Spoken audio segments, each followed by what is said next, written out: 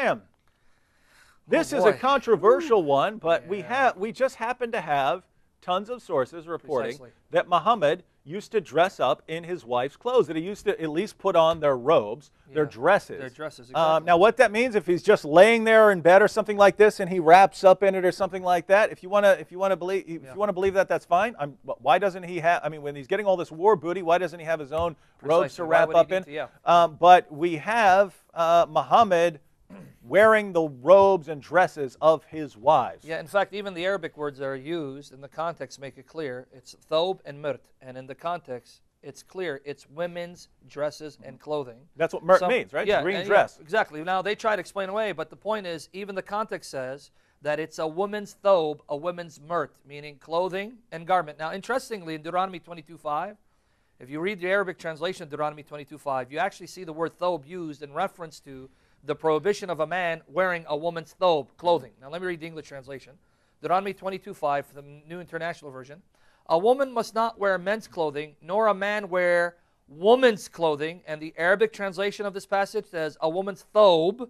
You'll see the relevance in a minute. For the Lord or Yahweh your God detests anyone who does this. Now, I'm going to read, for the sake of time, these two narrations real quickly. They are translations done by people in English, one by a Muslim and another by an Islamic scholar, both of whom realize that these terms in these contexts inarguably prove that Muhammad was wearing the garment, the clothing of a woman. Now let me read from Aisha Bewley's translation of Sahih Bukhari, number 2442. And you can find Aisha Bewley's English translation of the Quran, of Bukhari online for free. Do Aisha Bewley Bukhari translation. This comes from her particular translation. Now, I'm going to just read this for the sake of time. I was going to read the other one, but our time is fleeting. Let me just read this. It is related from Aisha that the wives of the Messenger of Allah fell into two parties. One party contained Aisha, Hafsa, Safiya, and Sauda, and the other party contained Salama and the rest of the wives of the Messenger of Allah. The Muslims knew of the love of the Messenger of Allah for Aisha.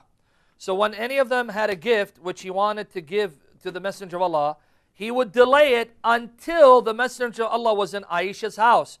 Now the women got angry. They're upset that this was happening only in Aisha's house. So they actually asked Muhammad's daughter to go and complain. Now when she went and complained, notice Muhammad's justification. Now let me read it. I'm trying to skip through this for the sake of time. Notice what he says to the complaint. He said to her, do not injure me regarding Aisha. Don't bother me concerning Aisha and my preferential treatment of her. For the revelation does not come to me when I am in the garment of any woman except Aisha. Do you see the justification? Don't injure me, don't hurt me towards my preferential treatment of Aisha. Because let me tell you something. The only time I get inspired when I'm in women's garments is when I'm in the garment of Aisha. When I'm in the garment of any other woman, it doesn't happen. So Allah Himself is showing me that I'm okay in preferring Aisha and wearing her garment because I only get inspired in her garment and no other woman's garment. So now there are multiple problems here, and we did an entire program going through the different problems here. But the Quran says don't have more than one wife unless you can treat them fairly, right? Yes. And Muhammad doesn't just get the 4 wives that the Quran allows; he gets at least 9 or 11 at one time. And what's he do? He starts giving Aisha special treatment. And when he's called out on it, right? Muhammad, could you at least honor the Quran, O Prophet, and treat us fairly? His response is, hey, what are you telling me for? It's Allah who gives me revelations when I'm in Aisha's dress, but not when I'm wearing the dresses of the rest of you.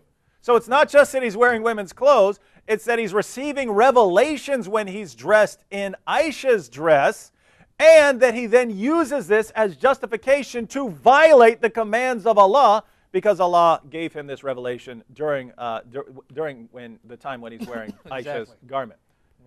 How many different ways is this just messed up, right? I mean, this is messed up, but this is the perfect prophet, right, everyone?